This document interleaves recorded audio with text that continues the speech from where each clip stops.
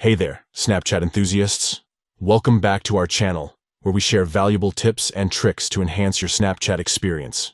In today's video, we'll be discussing how to automatically fix exposure issues in your snaps.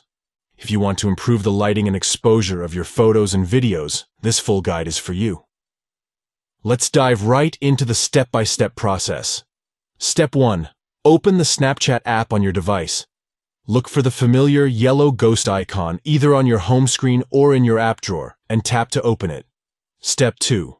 Once you're inside the Snapchat app, you'll be in the camera section. Look for the plus icon located at the bottom center of the screen. Tap on it to access additional camera features. Step 3. After tapping on the plus icon, a menu of options will appear.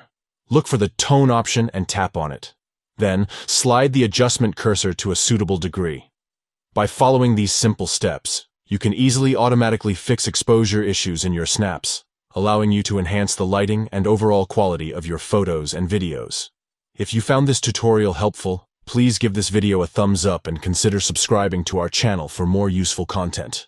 Thank you for watching, and we'll catch you in the next video.